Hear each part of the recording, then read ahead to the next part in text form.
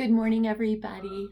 I wish we could be hanging out together, and I'm sure you're probably really ready for that as well. But it's Wednesday, May 6th, and Mother's Day is Sunday. And you might already be grieving the fact that Mother's Day isn't going to look like what you are used to. You may not be even sure how you're feeling about Mother's Day. But I wanted to give you two things just to say, great job and way to go. Something that I heard when my children were really little from a woman named Nancy Beach. And she said, God knew exactly who you are and who your children were going to be. And He put them in your family for a reason. I held on to that so much. God knew that I was the right mom for Jordan, Deborah Lynn, and Josh. And I just want you to name your children and know that you are the right mom, even right now, even today, for the children that God has put in your family.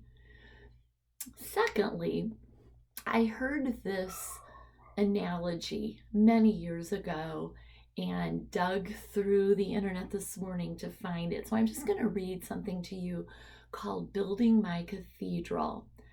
And you can do with it as you want. And I don't even know who originally wrote it, but to me, it's always super encouraging. So I'm just going to read to you this morning, and I hope it blesses you as you think about your role as a mom. To receive this today was perfect timing. As my children got older, I'm hearing more and more, will you take me there? Please pick me up from here. What's for dinner? I need this by such and such date. Is my blue jersey washed yet? Did you order my uniform? I need money for my book fair tomorrow. Or did you pack my lunch?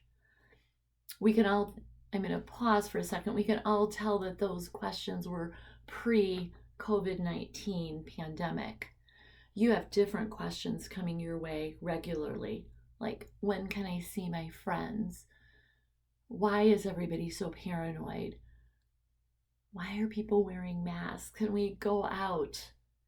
When can we go out to Chili's and have supper? You're hearing different questions right now, okay? They want sleepovers and play dates. They want to even go back to school. They want to graduate. They want to go to prom. They want their life to be normal. And you are doing that under your roof. And you're heroes, honestly, for doing that. So I'm going to skip over some of the stuff that doesn't quite relate to the COVID-19 scenario and move to what does. I love my role as mother to all these children, absolutely. But some days I wonder, does all that I do really matter? Have any of you ever thought that? Who even realizes it? Who notices all the late nights, all the behind the scene details it takes in planning and organizing our lives so that I can do all that I need to do for each one of my children? Surely not them, but that's okay because they don't need to know it now. But if they don't realize it and don't appreciate it, then what's the point? Why should we even go the extra mile? It all began to make sense. Those blank stares, the lack of response, the way one of the kids will walk into the room when I'm on the phone and ask if they can go see so and so. Inside, I'm thinking, can't you see I'm on the phone? Obviously not. No one can see if I'm on the phone or cooking or sweeping the floor, even standing on my head in the corner, because no one sees me at all. I'm invisible. Sometimes I feel like I'm the invisible mom. Some days I'm just a pair of hands, nothing more. Can you fix this? Can you tie this? Can you open this? Can you find this? Some days I'm not a pair of hands. I'm not even a human being. I'm a clock to ask, what time is it? I'm a satellite guide to answer, what number is the Disney Channel? I'm a person to order around. Pick me up at 5:30, please. Some days I'm a crystal ball. Where's my other sock? Where's my phone? What's for dinner? Pause a second. My mom used to work 4 days a week.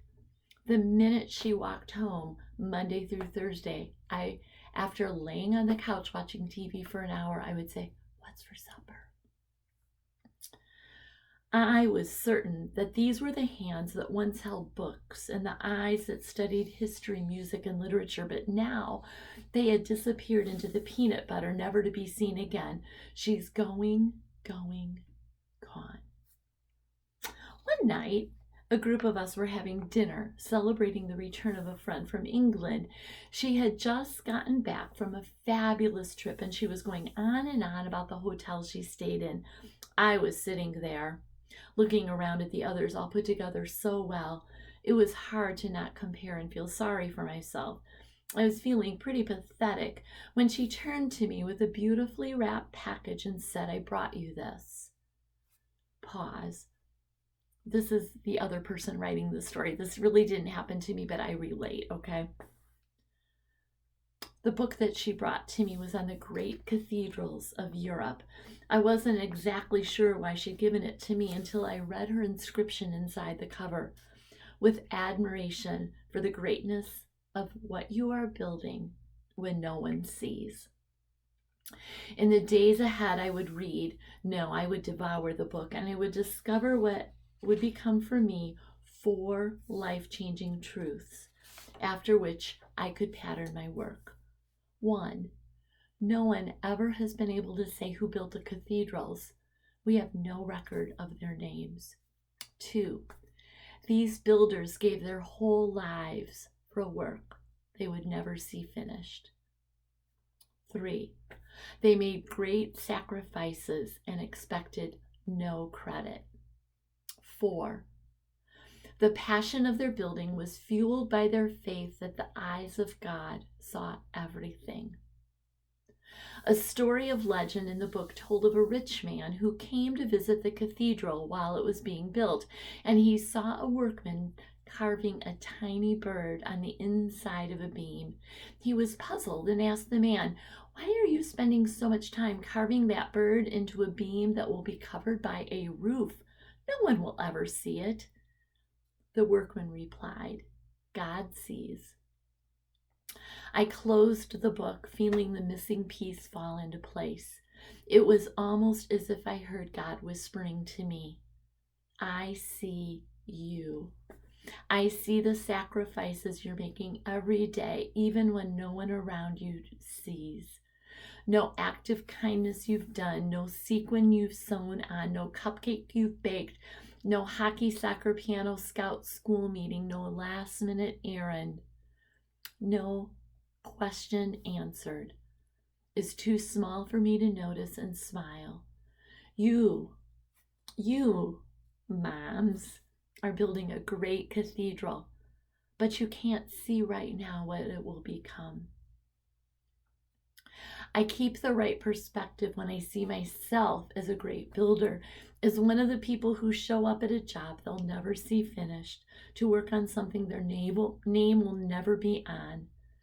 The writer of this book went so far as to say that no cathedrals could ever be built in our lifetime because there are so few people willing to sacrifice to that degree.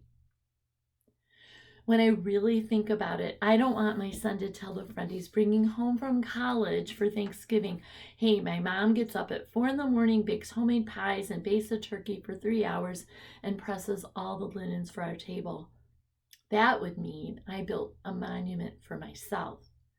I want him to just come home. And then if there's anything more to say to his friend, I want him to say, "You're going to love it here." Moms, you are building a great cathedral. You will not see it, even if you're doing it right. But one day, it's possible that the world will marvel at the work that you have done and at the beauty that has been added to the world by the sacrifices of you moms. So, from one mom to another, happy Mother's Day.